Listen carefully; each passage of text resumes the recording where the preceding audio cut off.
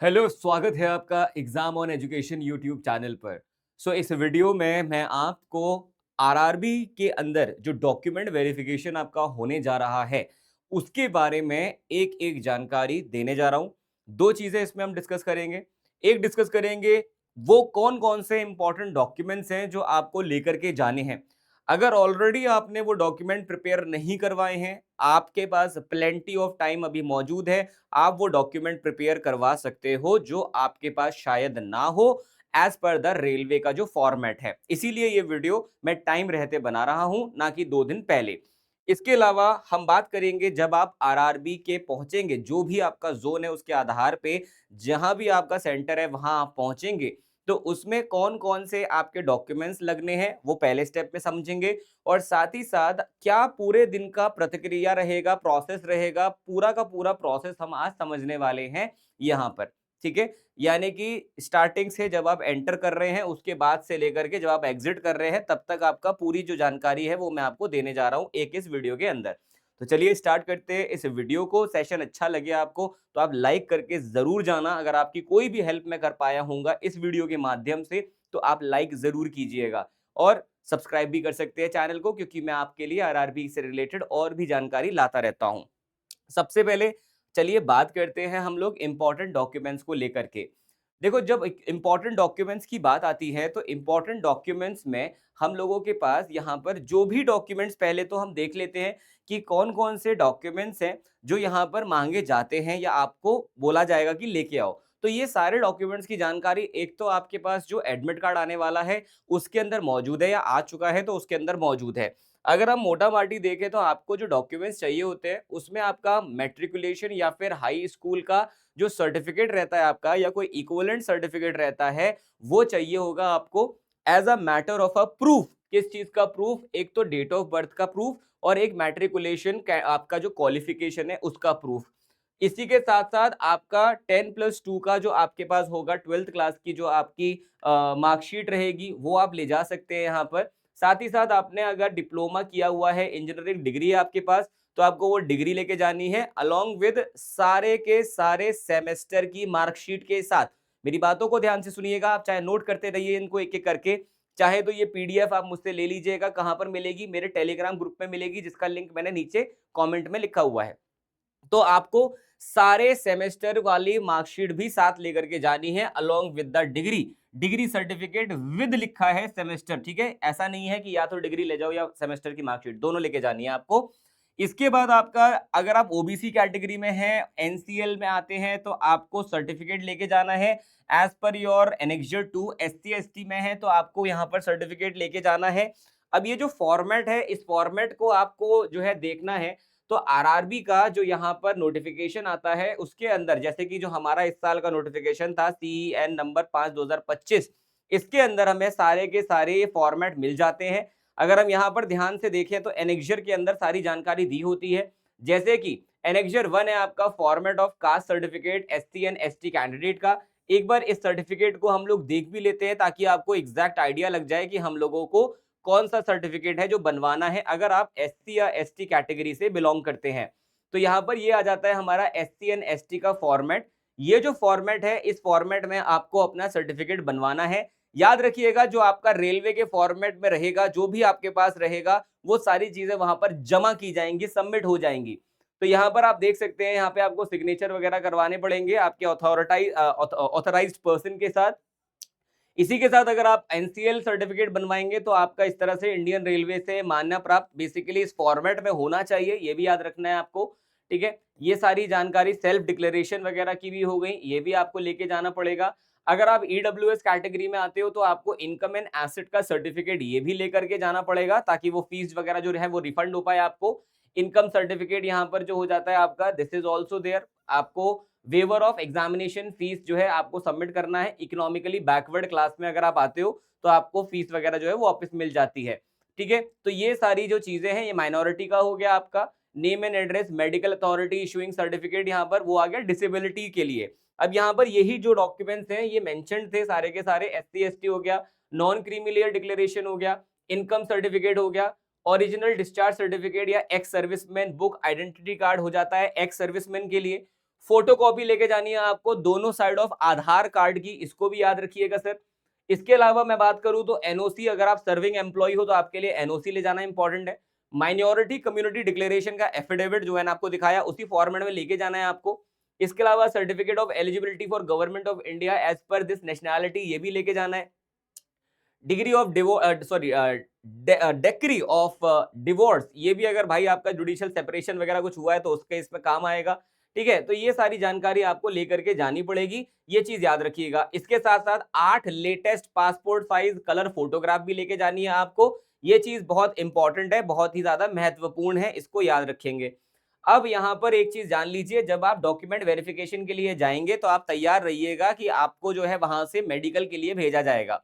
उस पे भी मैं आऊंगा स्टेप बाय स्टेप में, लेकिन अब डॉक्यूमेंट से रिलेटेड जो इंपॉर्टेंट जानकारी है जो आपको पता होनी चाहिए। पहली चीज, आपके पास जो भी ये ओरिजिनल डॉक्यूमेंट्स होंगे ए टू जेड, जितने भी डॉक्यूमेंट्स हैं, वो सारे डॉक्यूमेंट्स एक तो ओरिजिनल लेके जाओगे आप पूरा का पूरा एक सेट बना के, साथ ही साथ आप उसको फोटो कॉपी भी करवाओगे, 2 सेट आपको फोटो कॉपी करवाने हैं। अब बच्चे का डाउट आएगा ये कि सर कलर्ड फोटो कॉपी कराऊं या फिर ब्लैक एंड व्हाइट से काम चल जाएगा। तो अगर आप चाहते हो, आपके पास खूब वक्त है, तो आप कलर्ड फोटोकॉपी करवा लो। नौकरी लग गई है बाबू तुम्हारी, अब 4-5 रुपए खर्च करने में ज्यादा टेंशन नहीं लेना है। ठीक है, खूब बढ़िया तुम्हारी नौकरी लगी है, सरकारी नौकरी लगी है, रेलवे में लगी है, सोचो। तो तुम जो है पैसा मत बचाओ, अब खूब खर्च करो, कोई दिक्कत नहीं है। जस्ट इन केस कलर्ड नहीं भी करवा पाओगे, ब्लैक एंड व्हाइट लेके जाओगे, कोई ऐसी आफत नहीं आएगी। 2 सेट लेके जाना, काम एक ही आएगा, काम वहां पर एक ही आएगा। 2 सेट लेके जाना है, इन्होंने खुद लिख के दिया है आरआरबी ने। दूसरी बात, सारे के सारे डॉक्यूमेंट्स को सेल्फ अटेस्ट करना है। अब ये सेल्फ अटेस्ट क्या होता है, तो एग्जांपल ले लेते हैं। जैसे मान लो हमारे पास एक हमारा कोई सर्टिफिकेट हो जाए, ठीक है, अब उसको सेल्फ अटेस्ट करना होगा तो कैसे करेंगे साहब, उसको सुन लेते हैं। ये मेरा कोई डॉक्यूमेंट हो गया, जितने भी डॉक्यूमेंट है सबको करना है। अगर कोई ये डाउट आ रहा हो मन में कि सर किस किस डॉक्यूमेंट को, सबको, सारी मार्कशीट। और सुनो ध्यान से, ओरिजिनल पे मत कर देना, जो फोटोकॉपी के सेट तुमने बनाए हैं 2, उनको सेल्फ अटेस्ट करना है। ठीक है, ओरिजिनल पे साइन मत मार देना वहां पर। अब यहां पर जैसे मान लो मेरे पास कोई भी ये सर्टिफिकेट है, ठीक है, किसी भी चीज का सर्टिफिकेट है, उसका ये हो गया सर्टिफिकेट का हमारे पास बेसिकली फोटो कॉपी है। मैं यहाँ पे लिख भी देता हूँ, कहीं तुम पता चला ओरिजिनल पे ही कर दो साइन।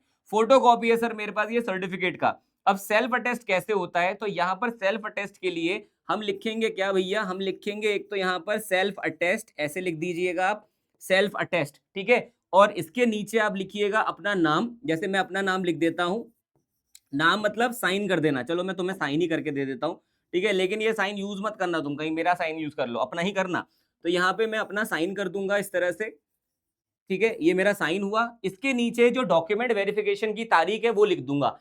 हाइपोथेटिकली एग्जांपल के तौर पे लेट से मेरी जो डेट निकल के आती है वो निकल के आती है लेट से 17 अगस्त।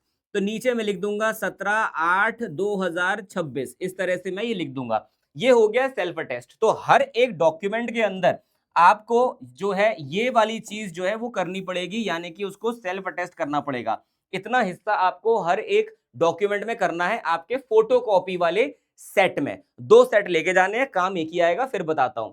अब आते हैं एफिडेविट पे। एफिडेविट की अगर मैं बात करूं, ये एफिडेविट तब काम आएगा अगर अगर आपका जो नाम है वो नाम कहीं पे गलत है, तो आपके लिए एफिडेविट इंपॉर्टेंट हो जाता है। आपका नाम हो जाए, आपके पिताजी का नाम हो जाए, आपकी माताजी का नाम हो जाए, किसी का भी नाम आपने कहीं पे भी अलग लिखा हुआ है, तो उस अलग के चक्कर में, यानी कि आपने स्पेलिंग मिस्टेक की हुई है, इस तरह का कोई एरर किया हुआ है, तो उस केस में फिर आपको क्या करना है, एफिडेविट लेकर के जाना पड़ेगा नेम करेक्शन का अपने साथ में, पहली चीज। दूसरा, अगर मान लीजिए कहीं आपने शॉर्ट फॉर्म में लिखा है, जैसे फॉर एग्जाम्पल किसी का नाम हो गया फॉर एग्जाम्पल सुरेश कुमार सिंह, और उसने लिखा हुआ है सुरेश के आर सिंह करके, या सुरेश के सिंह लिखा है, ये फादर का नाम हो गया। तो ऐसे केस में आपको ज्यादा विचलित नहीं होना है, आपके पास वक्त है, आप एफिडेविट बनवा सकते हो, लेकिन ऐसा नहीं है कि आपको रिजेक्ट कर दिया जाएगा।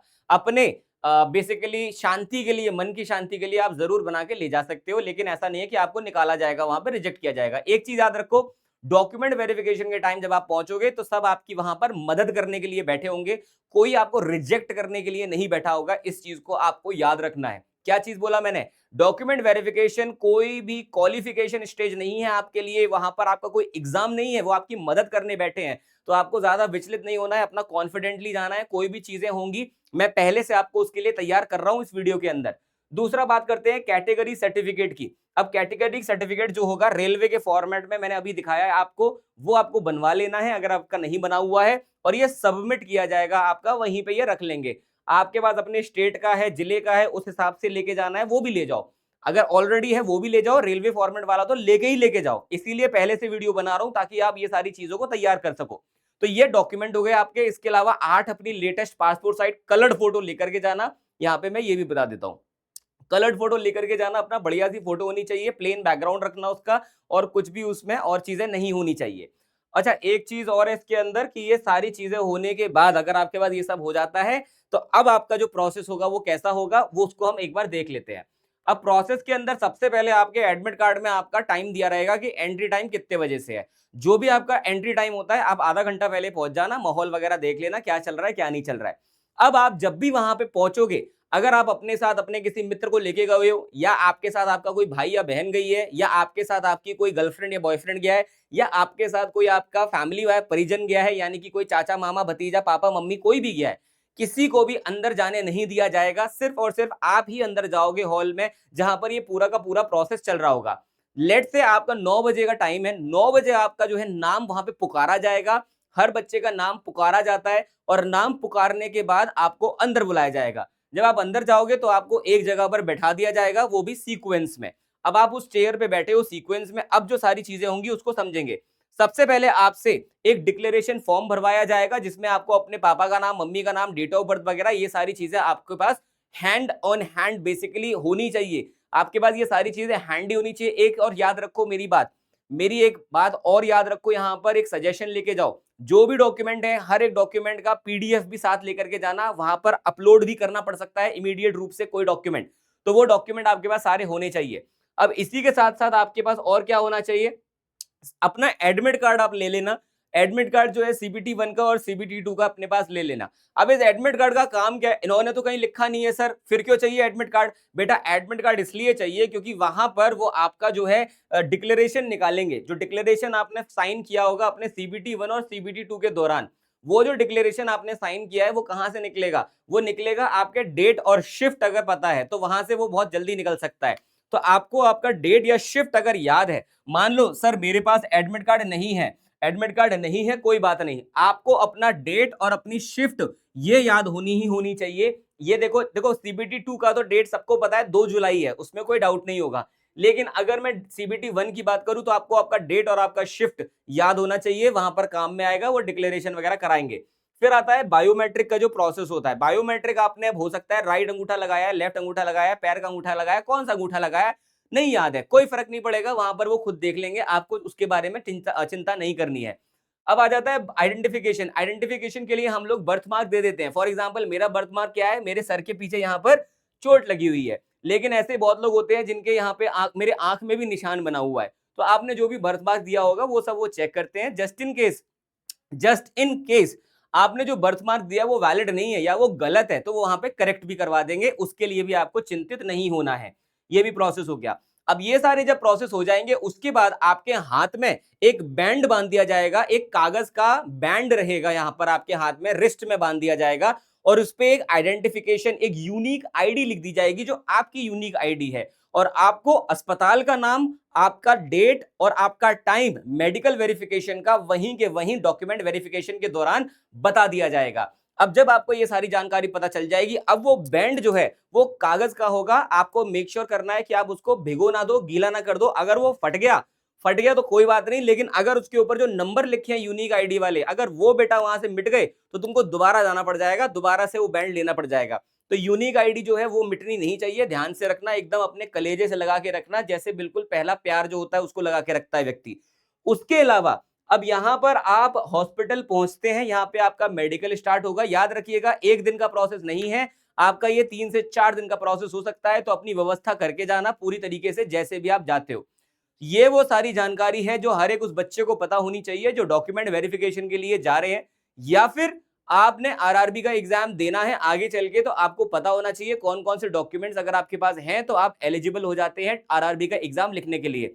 अब हर एक वो स्टूडेंट जिसको एक स्ट्रैटेजिक तैयारी के लिए एक प्लेटफॉर्म चाहिए, मैं आप लोगों के लिए एग्जाम ऑन एजुकेशन की एप्लीकेशन पर अपना खुद का एक बैच स्टार्ट कर रहा हूं, जिसका नाम है राजधानी बैच। इस बैच को हम 21 जुलाई से स्टार्ट कर रहे हैं। इसमें अब आपका हो सकता है जस्ट इन केस आपको लग रहा है कि शायद मेरा क्लियर ना हो, तो आप इंतजार ना करते हो अपनी तैयारी को शुरू कर सकते हो। 21 जुलाई से आपका जो है ये बैच स्टार्ट होता है। इस बैच के अंदर आपको CBT 1 CBT 2 दोनों की कंप्लीट थ्योरी पढ़ाई जाती है। इस बैच के अंदर आपको कंप्लीट थ्योरी पढ़ाई जाती है, साथ ही साथ, और थ्योरी जब मैं बोलता हूं तो यहां पर दोनों को ही इंक्लूड करता हूं, CBT 1 को भी और CBT 2 को भी। इसी के अंदर आपको हर एक क्लास के बाद डीपीपी दी जाती है। डीपीपी के अंदर आपके सवाल होते हैं जो आप सॉल्व करते हैं अपनी प्रैक्टिस के लिए। हर एक क्लास के बाद वो आपको मिलने वाला है। अगर आपको कुछ भी नहीं आता, ये बैच किसके लिए अच्छा है? ये बैच उन बच्चों के लिए अच्छा है जिनको कुछ भी नहीं आता, वो जीरो से शुरू कर रहे हैं, क्योंकि यहाँ पे हम फाउंडेशन लेवल पे पढ़ेंगे, जीरो से पढ़ेंगे हर एक सब्जेक्ट को, और बहुत ही बढ़िया स्तर से पढ़ेंगे। ये होगी आपकी थ्योरी, डीपीपी हो गई। टेस्ट सीरीज इसके अंदर मिलेगी आपको, साथ ही साथ इसके अंदर आपको नोट्स मिल जाते हैं जो क्लास के भी होते हैं, और साथ ही साथ आपको ई बुक्स मिल जाती हैं जो आपके चैप्टर वाइज रहती हैं। हर एक सब्जेक्ट की आपके पास ई बुक रहेगी। ये सारी चीजें आप डाउनलोड कर पाओगे। आपको कंप्लीट लाइव क्लास मिलती है, प्लस इसी के साथ आपको ये रिकॉर्डिंग भी मिल जाती है। जब तक आप चाह रहे हो, जब तक आपका वैलिडिटी है, तब तक ये आपके पास रहेगा। अब आपको डॉक्यूमेंट वेरिफिकेशन रिलेटेड कोई और डाउट अगर हो, या तो आप कमेंट बॉक्स में लिख दो। अगर आपको शर्म आती है, या आप शर्माते हो या शर्मीले हो कॉल पे बात करने में, तो आप कमेंट बॉक्स में जरूर डाउट अपना लिख देना। लेकिन अगर आप शर्मीले नहीं है और आपका जेन्युइन डाउट कुछ है, तो आप मुझे मेरे पर्सनल नंबर पे कॉल भी कर सकते हो। इस नंबर पे आप कॉल कीजिएगा। अगर जस्ट इन केस मैं क्लास में हुआ, तो इस नंबर को शिवम सर उठाएंगे।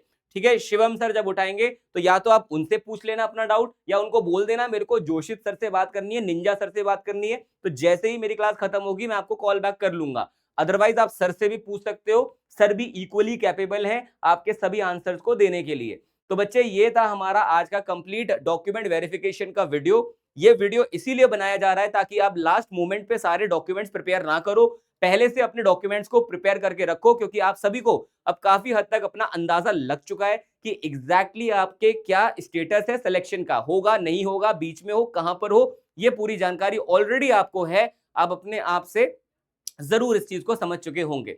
So thank you so much. मैं फिर से मिलूंगा आपको अगले वीडियो में, लेकिन तब तक के लिए आपको ध्यान रखना है अपना, अपने परिवार का। See you in the next video. Bye bye, take care, sayonara.